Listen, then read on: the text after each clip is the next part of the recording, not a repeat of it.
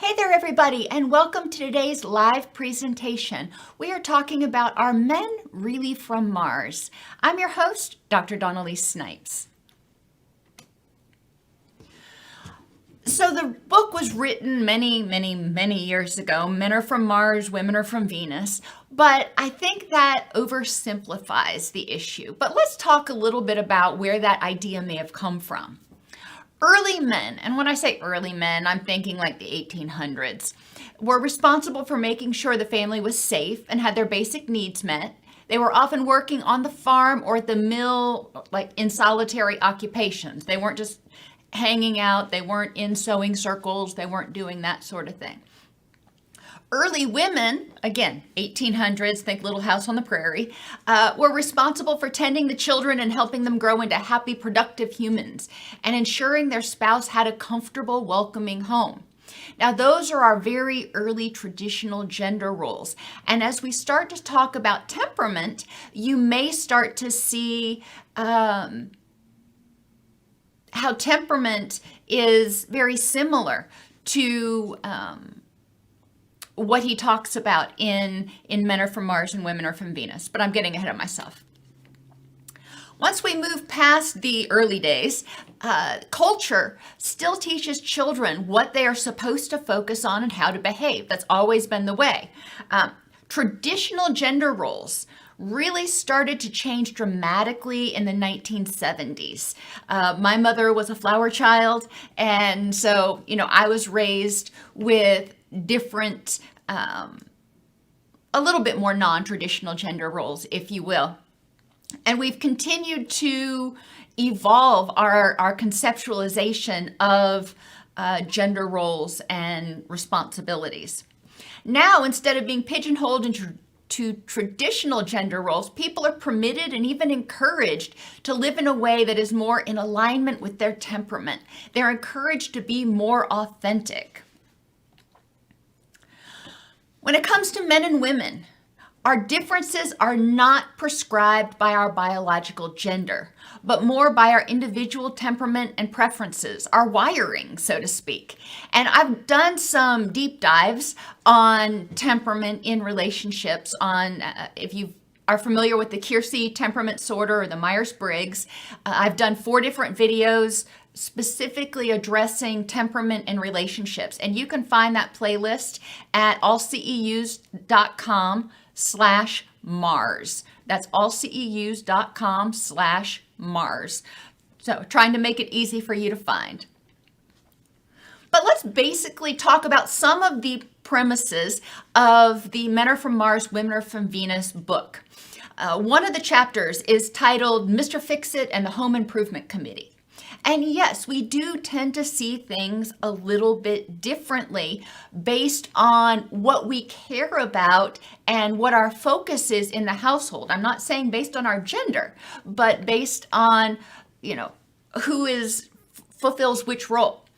So, a sensing thinker likes to live in the real world, address problems, and believe if it ain't broke, don't fix it. Sensors tend to be bottom-up thinkers. They look at what's there and then they build.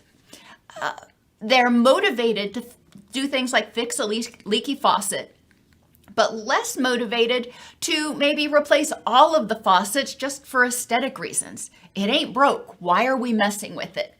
So the sensing thinker tends to be more practical, more instrumental in what they do. There's nothing wrong with that. And you're going to find that the different temperaments synergize very well, and they can actually work together to balance each other out a little bit. And we're going to continue to talk about that. Now, on the other end of the spectrum, the intuitor feeler, they're visionaries. Intuitors are dreamers and love to think and ponder. We're top-down thinkers. I'm an intuitor, so I'm going to say we. They are motivated to make the environment welcoming and inspirational.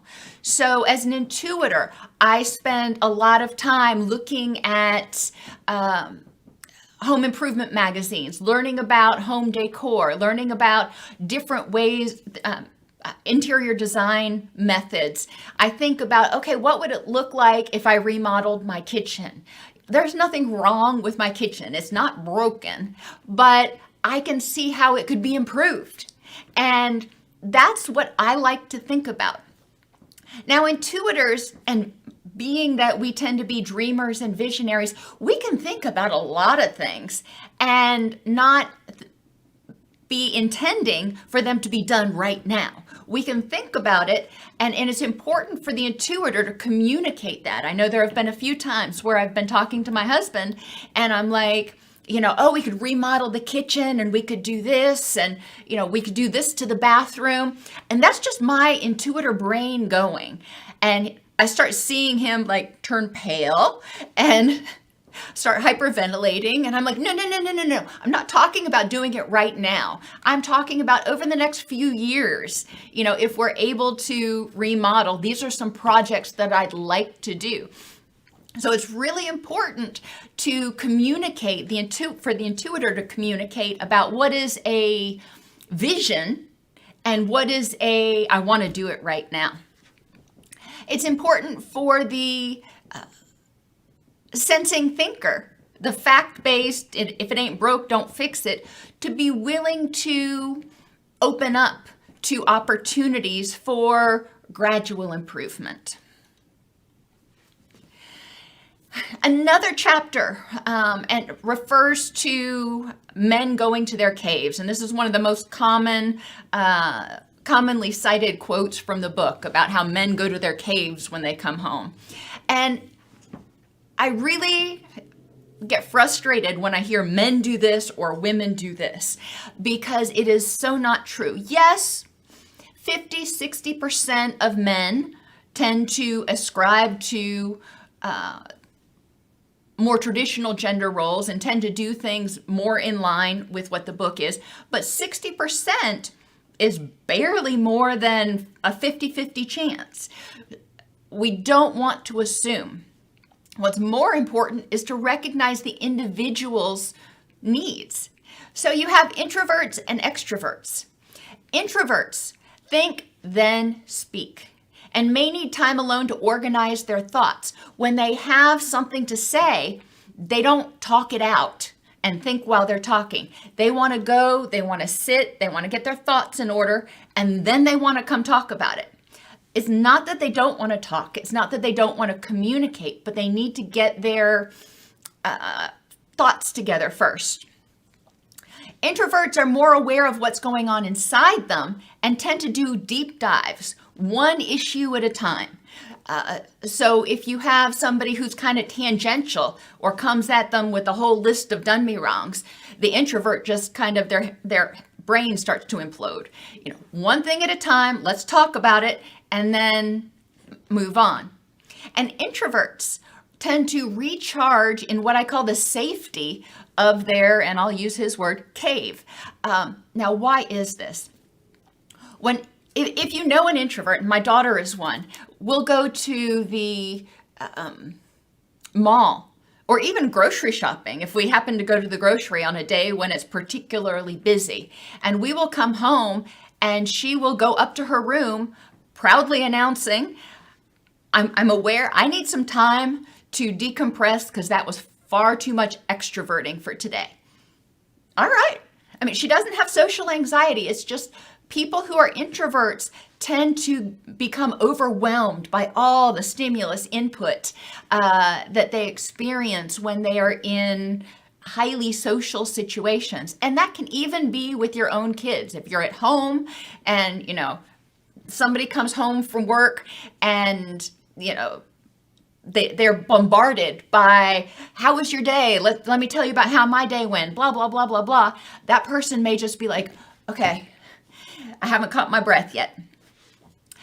So the introvert may need time to come home, and just like some of us, I go home and I change out of my work clothes and I change into my comfy clothes. That's kind of me decompressing and setting a barrier, if you will. Work day's over, family time is beginning. And For the introvert, that involves spending some quiet time. It may be 10 minutes, it may be 20 minutes, it doesn't have to be a long time, but they need time to be able to just sit down and go, oh my gosh, I'm home. And then they can handle what else might be coming at them. So being in their cave prevents them from being assaulted, if you will, with all the extra stimulus. Extroverts speak to think and may have difficulty organizing their thoughts in their head. I'm an extrovert, and this is not true of all extroverts, but it is a common characteristic in extroverts. We like to talk it out. When we think, we like to talk. We may talk to ourselves. We may jot down lists. Oh, I'm famous for lists. I've got to get it all out so I can see it, or all out so I can hear it. That's an extrovert trait where we need to get it out so we can pay attention to it because we're very aware of what's going on around us and what's right in front of us. We tend to be more aware of what's going on around us and tend to be broader and more tangential. So not that we don't care about things, but there's a little bit more free association here. With extroverts, when we talk, we can, take a little detour here and there. And recognizing that is just a characteristic of being an extrovert. So you can identify extroverts because we like to talk. We tend to think and talk at the same time. Instead of sitting down and taking quiet time and thinking something out, we tend to talk it out or write it out in order to try to figure out what's going on.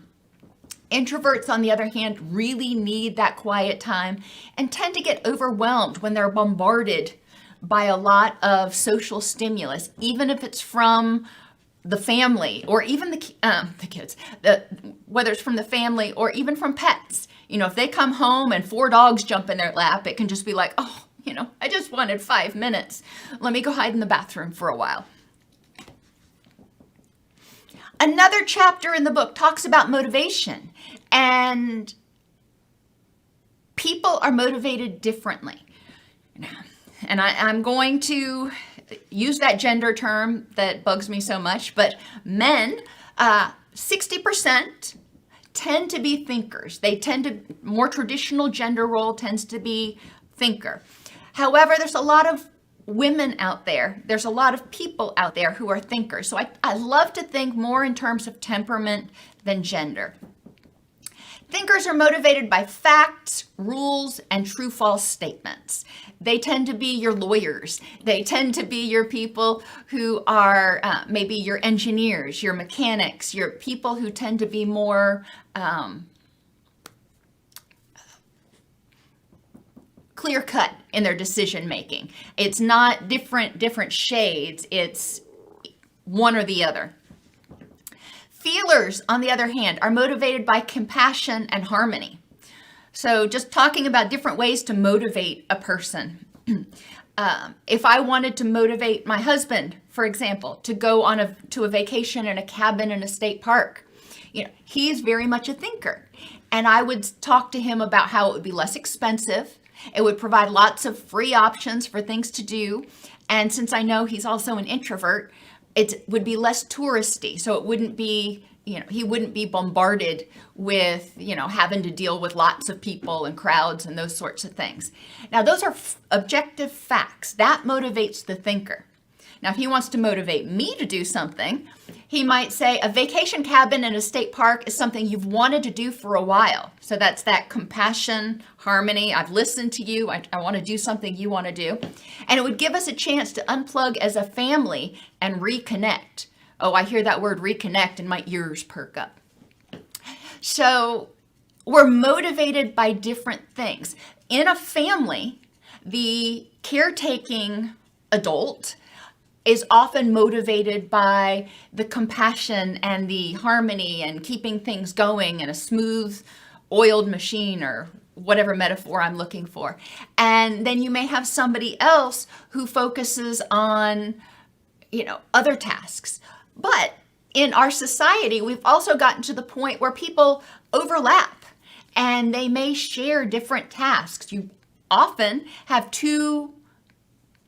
both parents working outside of the household and then coming home and both taking care of children and dogs and all that kind of stuff.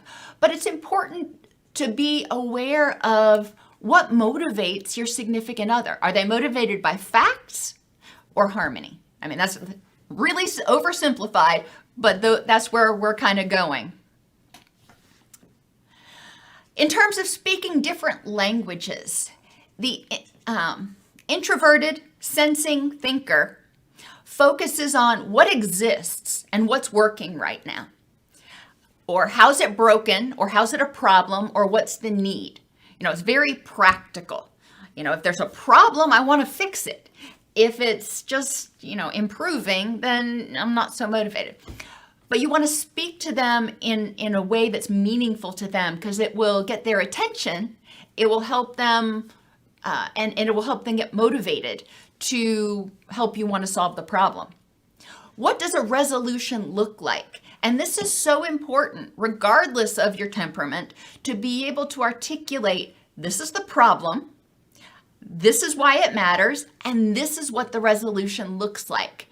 And then you can start talking about, okay, how can we get from broken or problem to resolution? What are the different ideas we have? And the IST also wants to understand, how is this a problem for me? And that goes along with creating a win-win. To motivate people, you want to help them see why it's in their best interest to take action. For ENFs, extroverted, intuitive feelers, we look at things, how could this be improved? We see things and it's like, wow, this is awesome. How can we make it better?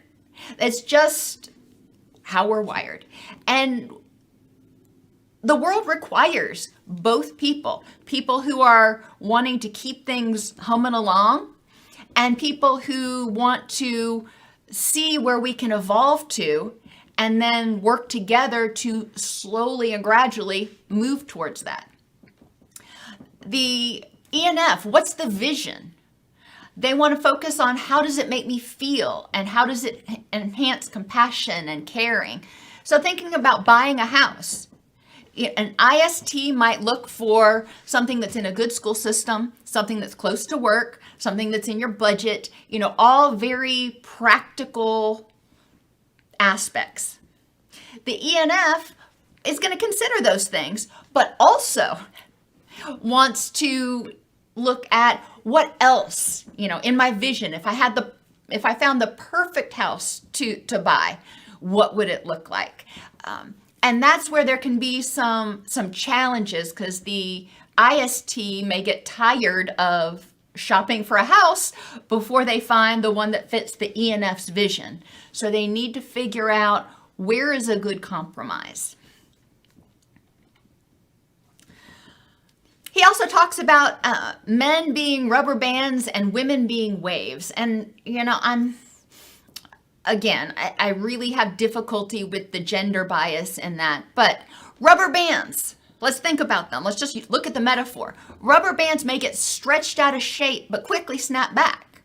And if they snap back, if they're stretched out too much and they snap back, it can actually sting you. So, rubber bands react and resolve quickly. Waves build, crest, and slowly recede. So how does that translate to temperament? Well, the sensor thinker, when they encounter a problem, they may have a strong reaction. We're talking about the rubber band here. The sensor thinker may have a strong reaction and get all stretched out of shape, but that energy is often quickly redirected into identifying the problem and addressing it. The sensor thinker often is motivated because they want to feel capable. They want to feel successful. On the other hand, you have the intuitor feeler, who's on the other end of the spectrum. When they encounter a problem, they often need validation, empathy, and compassion. They want somebody to say, you are really angry about that. It's not that they don't know how they feel. It's not that they want to sit on their pity pot, but they want to know that the people around them get it, that hear what they're saying, hear their frustration, and are supportive. Intuitor feelers are very good at solving problems. However, it takes them, they go about it a slightly different way. They need to acknowledge, and then they look at how do we solve the problem in a way that makes the most people the happiest. How can we choose the best possible solution for everybody? Whereas a center thinker may use what is the most expeditious or what is the most financial cost beneficial solution. So part of it goes back to problem solving, but part of it also points to the way we handle things and the way we compartmentalize. Center thinkers are very good at compartmentalizing emotions and focusing that energy on problem solving. And intuitor feelers don't feel the need or the desire to compartmentalize their emotions, because their emotions are very core to their person. But a lot of center thinkers find that simply acknowledging how their intuitor feeler partner feels, it solves the problem. Then they're able to say, okay, you get it. Now let's move on. So some basic tips. Extroverts often are stuck until we can talk it out. So if you're an introvert and you need time to think before you talk, then say, give me 20 minutes. Or when I get home from work, I need 20 minutes, 30 minutes to decompress. And then I want to hear about your day, or I want to discuss the issue. But if the extrovert has a time, they know that, okay, and I just bide my time for the next 20, 30 minutes, and then we can talk about it, then they don't feel so anxious. They don't feel rejected. Extroverts are adept at interpreting what's going on around them and may forget that introverts are not. Introverts typically do not take hints very well. And this can be true for a lot of people, but in my experience, personally as well as clinically, I've found that introverts tend to be less sensitive to hints being dropped. It's important to recognize that and communicate that. My daddy used to regularly say, I don't pick up on hints. If you want something, you gotta tell me, because I'm not as aware of all that stuff out there. It can kind of be overwhelming. Extroverts draw energy from being around people and may feel rejected if they don't understand the purpose of cave time. And I know I'm using that word again, but for introverts that get into a relationship with an extrovert, it's important to communicate to them, I'm not rejecting you. I am interested in what happened during your day, but I can't hear what you have to say until I get my head on straight, until I get grounded, whatever word you want to use, until I relax, decompress. There are a lot of different words you can use. I can't effectively hear you. So I need to be able to take 30 minutes, have quiet time, and so I can leave the office at the office. That way I can focus on you. Oh, how wonderful. Extroverts need to remember that introverts are stuck until they have a few minutes to regroup. It's important to focus on one thing at a time, not get tangential. If we want to keep an introvert's attention, it can be important to focus on one thing at a time. Introverts are more aware of what's going on inside them and may have difficulty interpreting what's going on around them. So if you're in a relationship with an introvert, and again, this is not always true, but it's important to recognize that they may not pick up on the passive-aggressive sighs or huffs or silent treatment that you think is just screaming at them. It's important to communicate to them what's going on. Introverts can get overwhelmed by external stimulus. Recognizing this is important in relationships. And that can be, like I said, when they come home from work, but it can also be when you go to an office Christmas party, or when you go to Disney World, or when you go even to the mall. The introvert may start getting overwhelmed very, very quickly. And it's important that the extrovert be aware of this. So if the introvert starts becoming irritable, they can identify it. Ideally, the introvert is self-aware enough to say, you know what? I think I need to go sit out in the car for a few minutes. Cool. But when both parties understand the purpose of that, then feelings don't get hurt. Then nobody feels rejected. Sensors embrace or harness the creativity of the intuitive dreamer and their passion for constant improvement. And my husband's done a great job of that over the past 23 years. When I start getting these wild hairs, he's like, let's make a list of them. And then you've got to prioritize. What are we going to work on one at a time? You can't do all these things at once. Okay. Ask concrete questions of the intuitor to understand why it's a problem for them or how it doesn't fit with their vision and what their resolution looks like.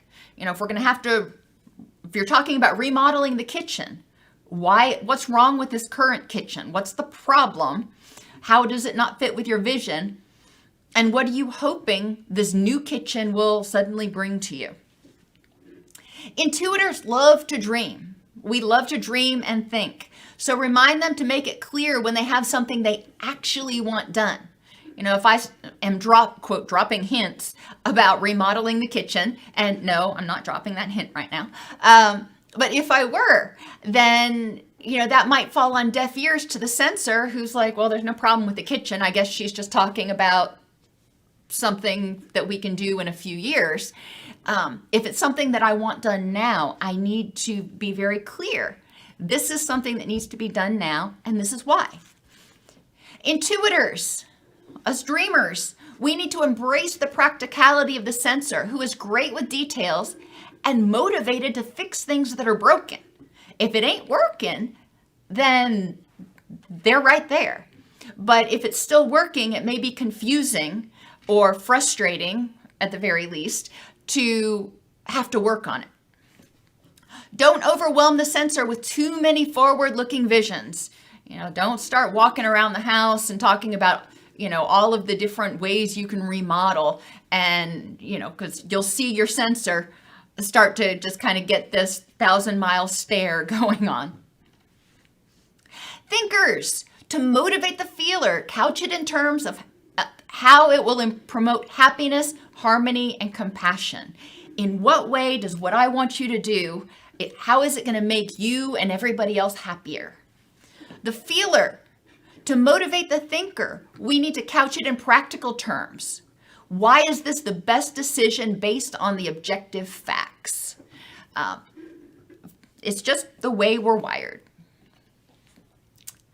Thinkers are from Mars and feelers are from Venus, if you want to put it that way.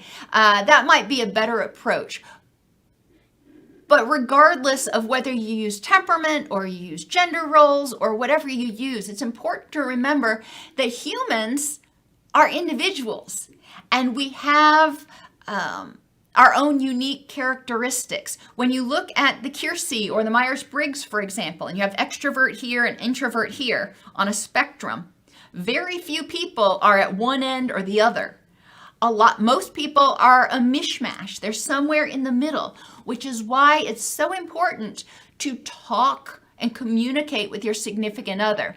And those videos that I told you about that you can find the link to at allceus.com/Mars go through different questions or checklists if you want to look at it that way, that you can think about when you're thinking about your significant other to try to identify particular characteristics that might help you understand and interact with them more effectively. All right, what questions do you have Fryer, I love that idea of museum fatigue.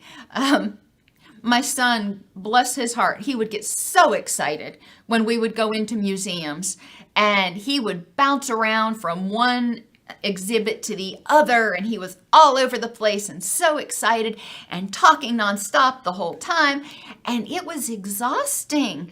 And we usually went when it wasn't too busy because he was that way, so it wasn't overly overwhelming for because there were too many people.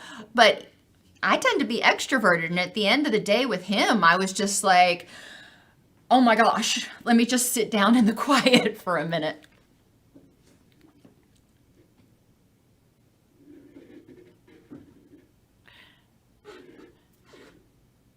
Cave time can be great for people. And, you know, when we talk about mindfulness and meditation and all that kind of stuff, remember, cave time doesn't necessarily mean sitting alone and doing nothing. It can mean, even meditation can mean open awareness meditation, where you're sitting on your front porch or your back porch and you're watching the birds and you're just aware of what is in the moment, and you're able to clear your head of all the clutter that it picked up along the way.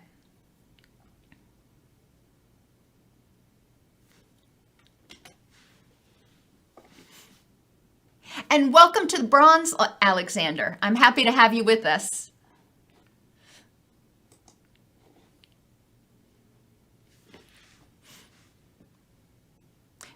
The producer always reminds me that I need to switch over to the full screen when I'm finished with my PowerPoint. So, bada bing. What other questions do you have? It can be about Mars and Venus. It can be about temperament. It can be about abandonment, constructive disagreement, whatever it is that you have questions about, because this is your time.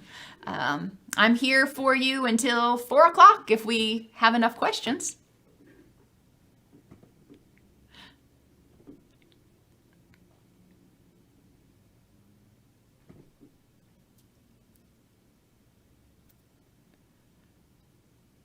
D, the test that you would take would be, if you wanted to take the test, you could go to the, I always forget the suffix of it. Hang on just a second. KI.com.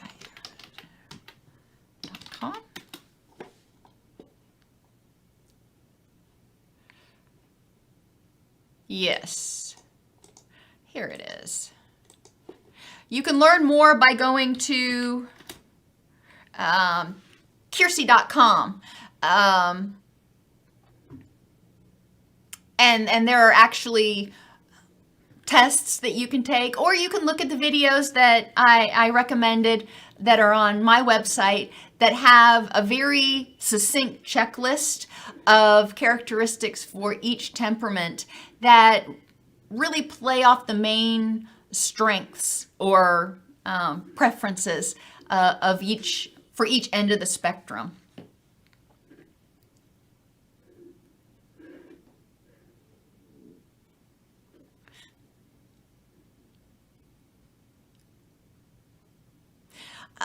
Nevo asks, what to do when a partner is mad about a philosophical disagreement?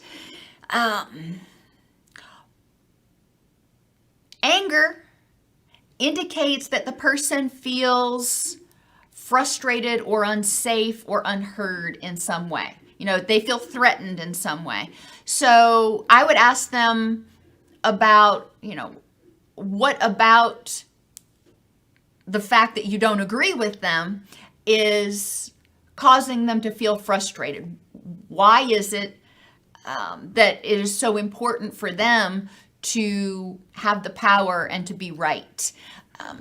Many people feel very threatened when there are philosophical disagreements because their philosophy is part of who they are. And when somebody disagrees with their philosophy, it feels like a rejection of who they are. And it's important to separate the difference. You can disagree on this philosophical issue and still like me as a person. I know a lot of people who are in, I guess you would call them mixed marriages, where one person is one religion and another person's a completely different religion, or even an atheist. And, they differ philosophically, but they still love each other. They just know they don't agree on particular topics. It takes a lot of courage to be willing to address that and to feel comfortable, feel safe, and agree with somebody and still like them as a person. Fryer asked, do I think the popular notion of no contact with toxic family members is healthy, or is it overdone and destroying families? Oh, that is a loaded question. And I hate to use the cop-out answer, but I'm going to do it anyway. It depends on the family, and it depends on how toxic a person is. There may be a person who is, physically, violently abusive and, threatening. Obviously you wouldn't want to put yourself in a situation with them.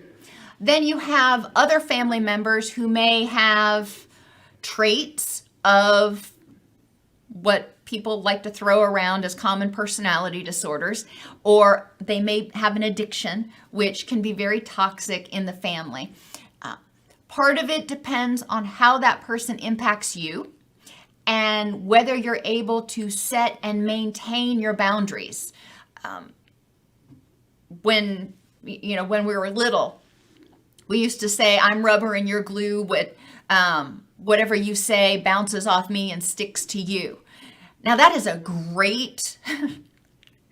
that's actually a pretty great philosophy if you're dealing with a toxic person, because if you can recognize that what they're saying is more about them than about you, and you can keep it from getting to you, then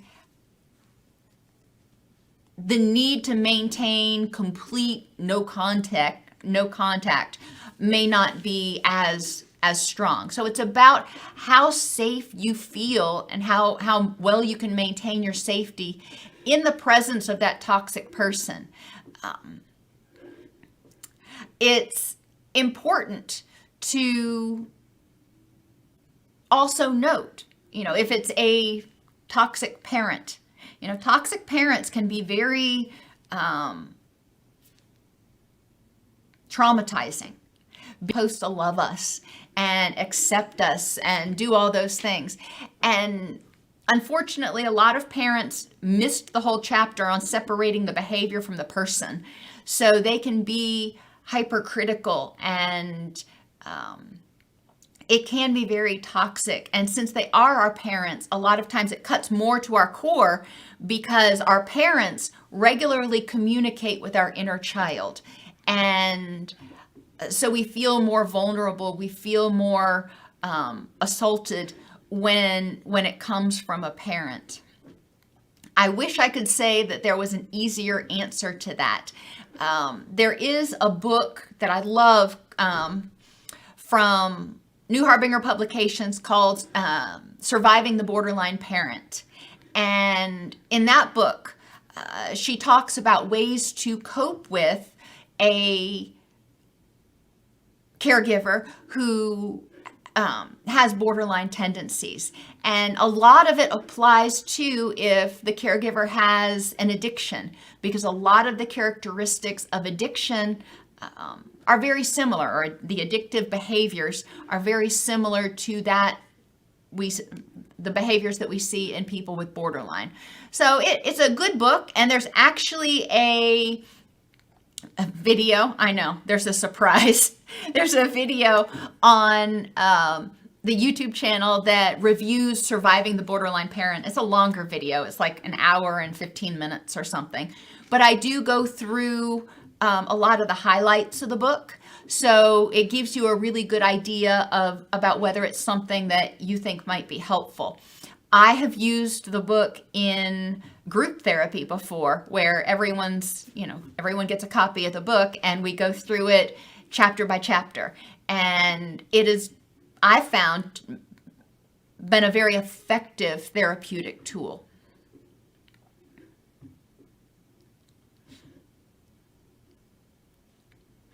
Thank you, Dee. I appreciate you very much. Fryer. Cluster B. I like that phrase because there is so much overlap between the cluster B diagnoses, which are borderline, antisocial, narcissistic, and histrionic personality disorders. But we really, and I will go on my soapbox for a minute here about personality disorders, particularly cluster B. If you look at them, the majority of people who actually have a diagnosable personality disorder also have histories of pretty significant trauma. And if you explore their behaviors as a manifestation of how they coped with that trauma at whatever age it happened, it makes more sense. So if they were traumatized when they were 6, and as adults, when they interact with others, they often act like a 6-year-old, you can kind of understand where that might be coming from, because the way they learned to deal with things that made them feel scared, they developed that when they were 6 to survive, and unfortunately it didn't evolve as we would hope.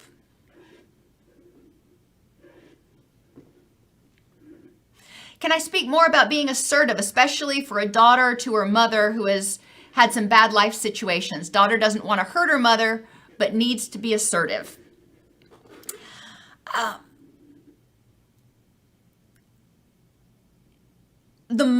Acknowledging the mother's bad life situations and past. One of the keys when communicating with people with trauma histories is helping them feel safe and empowered. So if you're going to communicate something, even assertively, that the person may perceive as critical, then it's crucial ahead of time to make sure that they feel safe. And when you're talking about it, make sure to point out, I love you.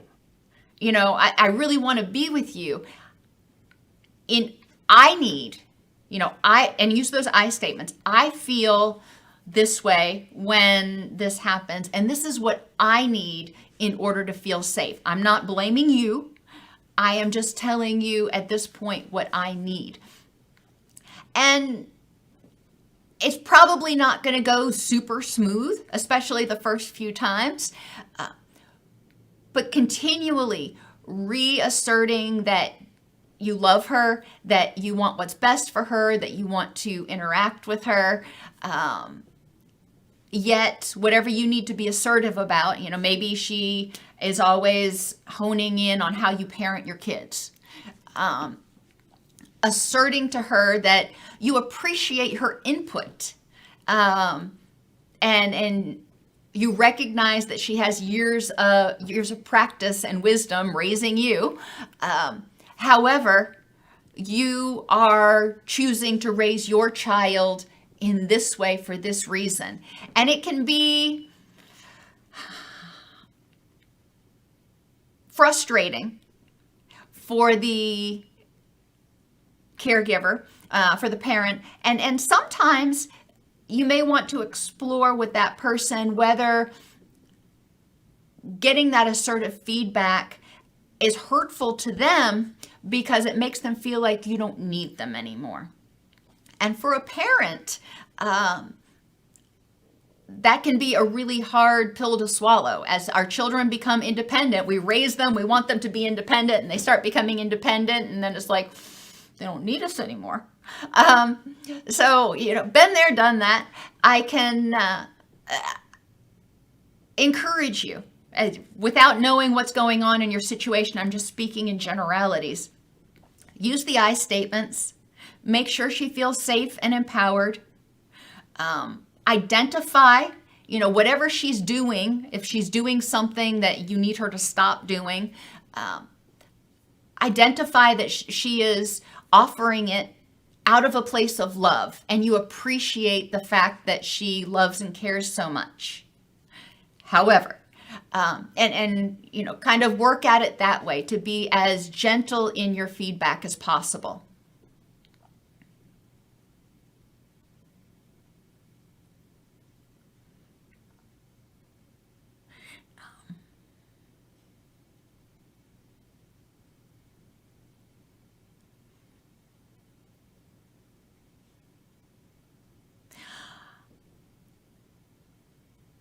There are a lot. It's important to remember when we talk about personality disorders, when we talk about a lot of different disorders, especially any that are on a spectrum, it's important to remember that there is normative behavior that, and well, let me rephrase that. Any of the symptoms of those things can be normative or non-pathological, or whatever word you want to use, behavior to a certain degree. You know, for example, people with autism may have a very intense focus on a particular interest. Well, there's a lot of people that have that. It doesn't mean that that's a bad thing. It just means it's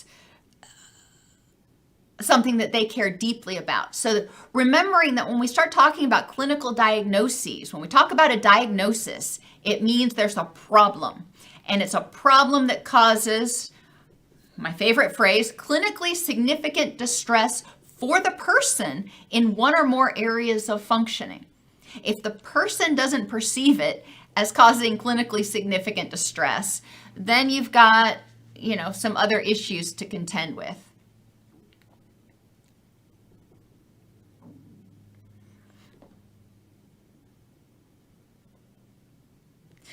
Do I feel like therapy really works? That's another loaded question. Each person is different. Not every tool, even my favorite cognitive behavioral approaches, work for every single person. It's important to find a therapist, if you're going to work with one, find a therapist that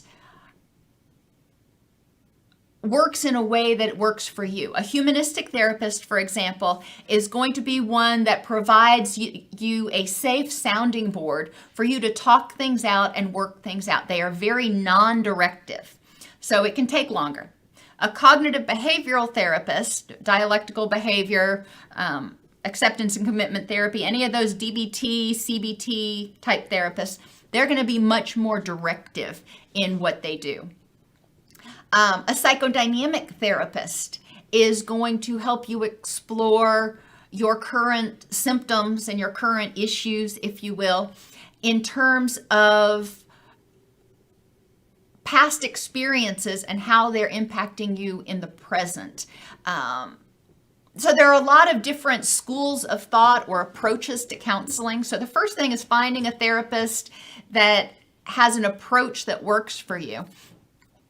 Now, as far as does therapy work, it's important to remember that we are biopsychosocial creatures. When we get depressed, when we get anxious, it causes physiological changes, and physiological changes can actually cause mood changes. But either way, you have changes in your physiology, you have changes in your mood. That's going to affect your attitude and what your body pays attention to and what you notice, which can have a big effect on your perception. So there's a lot of cognition stuff there. And altering cognitions, altering the way we think about things so we feel safer and empowered instead of using extreme language, can help us downregulate or not overstimulate that stress response system, which can help our body start to recover from intense stress. So I think that therapy is a very useful tool in a lot of different instances. However, I personally don't believe that talk therapy alone is ever sufficient. I think it needs to be combined with lifestyle behaviors that support healthy hormone and neurochemical balance and circadian rhythms. And there's a lot more to go into it than just altering the way you think. But if you've got traumatic experiences, if you've got stuff you need to process, or if you tend to think in overly personal or negative all or nothing terms, there are a lot of thought processes and memory issues that can be very effectively addressed in therapy. So those things are not contributing to ongoing physiological stress.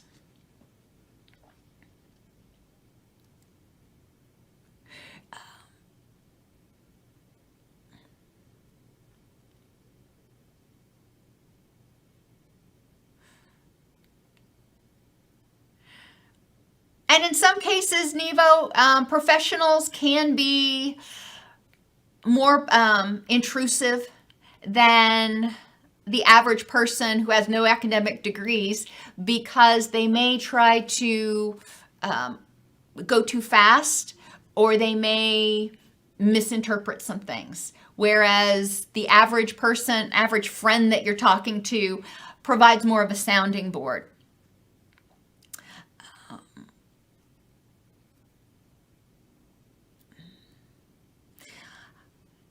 If you're interacting with a therapist, and we've had a couple comments on the YouTube channel lately, as well as this one, it's important that you feel comfortable with your therapist, that you feel like you can tell them anything and it won't overwhelm them, they won't judge you, and that you're safe in the room with them, that you're not being interrogated, that you're not being picked apart or criticized.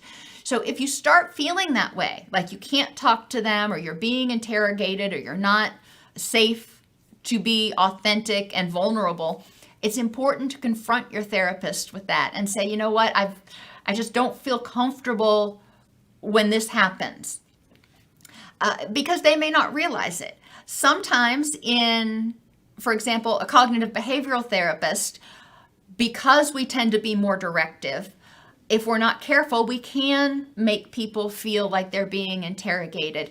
So it's helpful if a client is able to say, I feel like I'm being interrogated. Just put it out there. And the therapist, hopefully, is able to hear that and modify their approach. I say hopefully because therapists are human, but it's important to get that out there, because if you're feeling interrogated, then you're probably going to be on the defensive, which means you don't feel safe, and it's going to be harder to open up.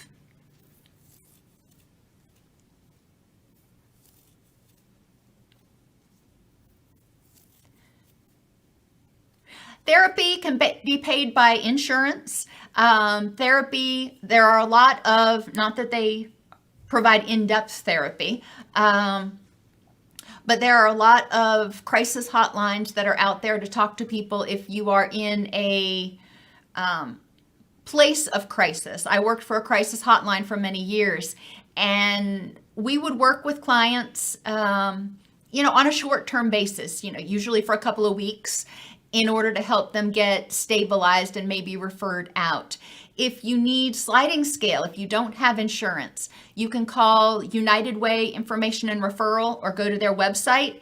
And there are often a lot of places in most cities and towns. I mean, even the town that I live in, which is a remote suburb of Nashville, we have free counseling options that are available for people who don't have insurance. So contact United Way Information and Referral if you need to get some free resources for counseling.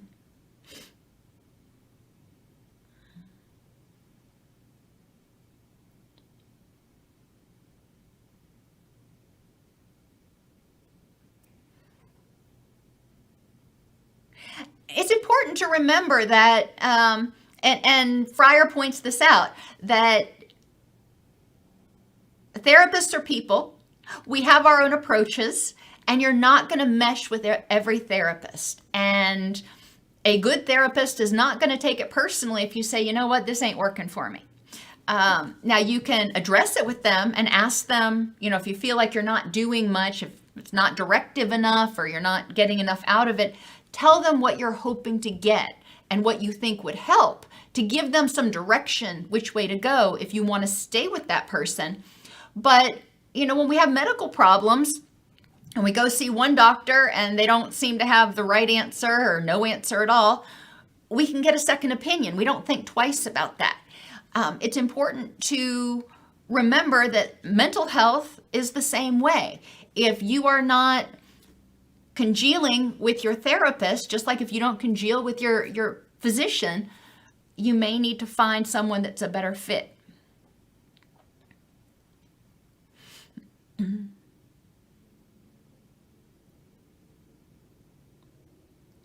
I'm glad that the name works for you, DJ. I did it with a little bit of trepidation. I didn't know if it would anger the YouTube algorithms, but apparently it did not. So I'm very grateful.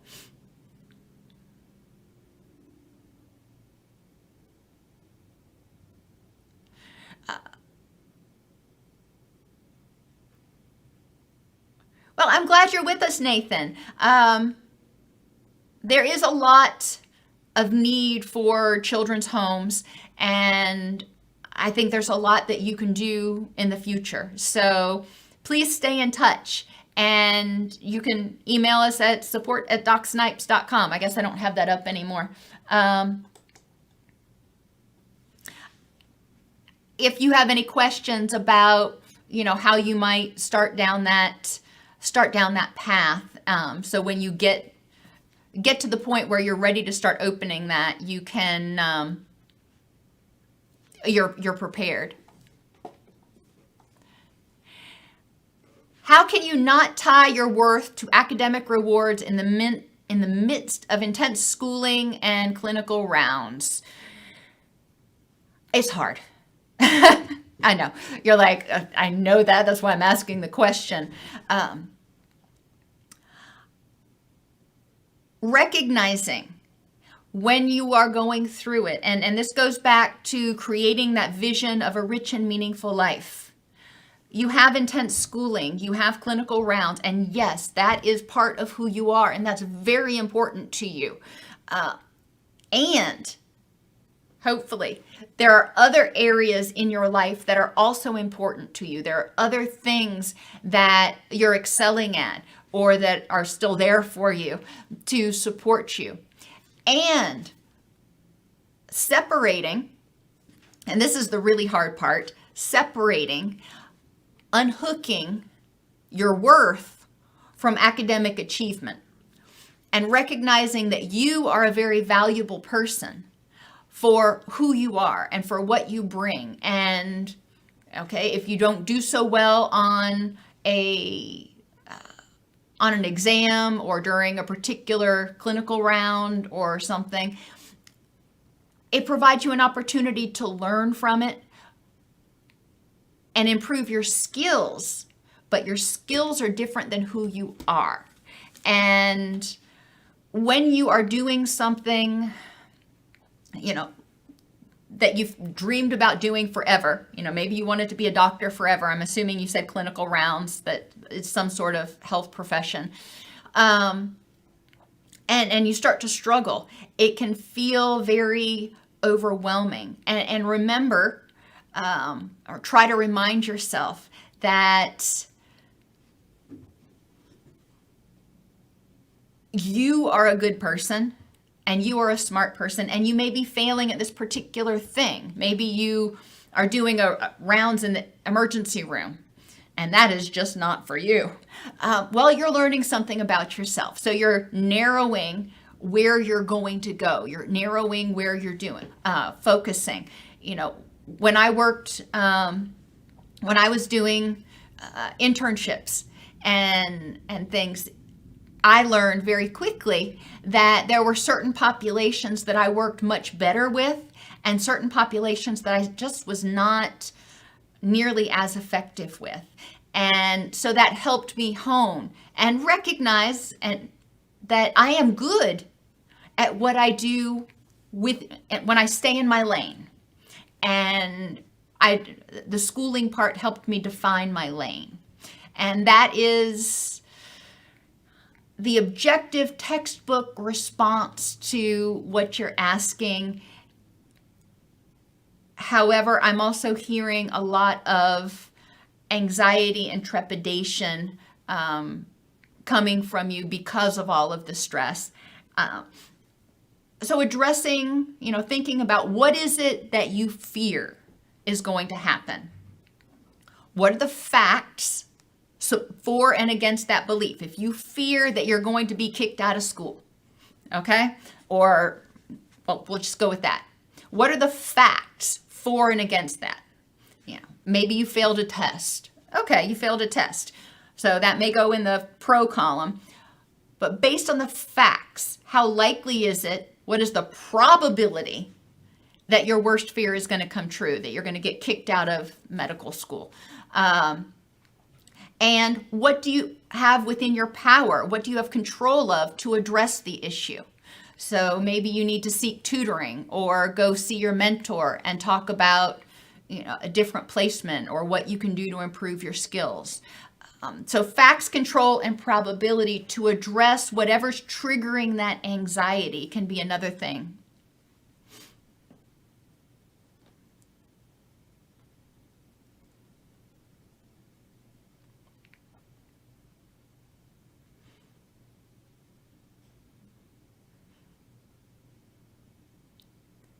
Alrighty, everybody, it is now 4 o'clock, and I am so thrilled that you all came to today's presentation and we were able to cover a lot of topics, and I look forward to seeing you on Thursday next week. Take care.